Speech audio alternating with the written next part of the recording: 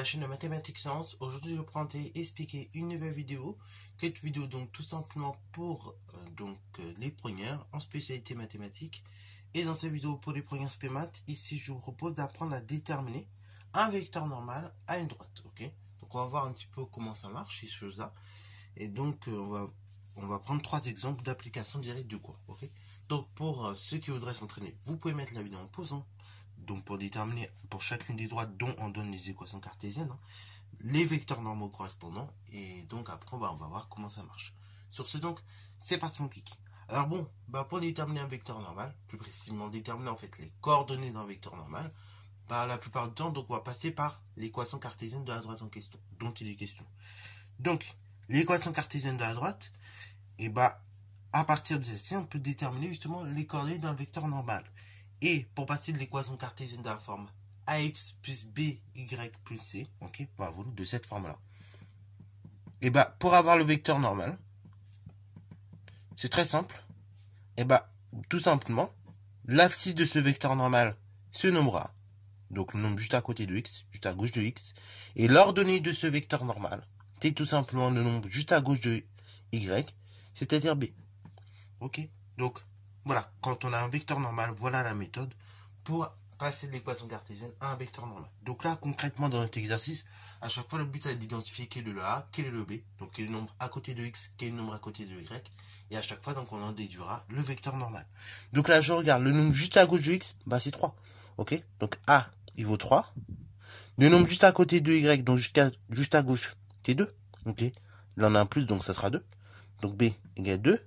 Donc, le vecteur normal, n, il a pour coordonnées, donc on a dit, en abscisse A et en ordonnée B. C'est-à-dire donc, en abscisse, ses coordonnées, ce sera 3. Et en ordonnée, ce sera tout simplement 2. Ok, voilà. Donc ça, c'est le premier exemple. Donc, maintenant, j'espère que tu as bien compris cet exemple. Si tu as envie de faire les autres, je te laisse encore une fois mettre la vidéo en pause pour voir un petit peu les autres. Et donc, on va également corriger le deuxième puis le troisième. Sur ce, donc, c'est parti mon kiki. Donc, deuxième exemple, toujours la même chose. On détermine la valeur de A. Donc, le nombre juste à gauche de X. Donc, ici, je vois que c'est moins 4. Après, je détermine la valeur de B. Donc, le nombre juste à gauche, donc, du Y.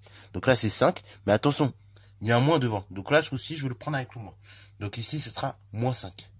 Tout à l'heure, vous vous rappelez, j'avais dit il y a 2. Mais comme il y a un plus devant, je pouvais ne pas prendre le plus, puisque plus 2, c'est la même chose que 2, en fait. Okay, là, par contre, comme il y a un moins devant, je prends le nombre avec son moins. De même que j'ai fait tout à l'heure. J'ai pris le nombre 4 avec le moins devant. Ok, donc A égale moins 4, B égale moins 5. Donc le vecteur n, qui est le vecteur normal, il a pour coordonnées la chose suivante. En abscisse, c'est le nombre A, et en ordonnée, c'est le nombre B. Donc moins 5. Ok, bravo. Donc après, pour la troisième droite, la droite F, c'est le même principe. Donc on regarde la valeur de A. Donc la valeur de A, le nombre juste à gauche de A, c'est moins 1,5. Et le nombre B, donc, devant les Y, je vois que j'ai rien, juste un plus. Donc ça veut dire qu'en fait, Y, il est multiplié une fois par lui-même pour obtenir tout simplement Y. Ok. Et comme j'ai un plus, du coup, ça fait plus fois 1. Ok. Bravo. Donc du coup, B, il vaut tout simplement 1. Donc, le vecteur normal, n, il a pour coordonnée en abscisse A, moins 1,5, ou 0,5, c'est la même chose, et en ordonnée 1. Voilà, sur ce, c'est la fin de cette vidéo. J'espère qu'elle t'a plu. Si c'est le cas, n'hésite pas à la liker, commenter et bonne à toi en mathématiques et en sciences.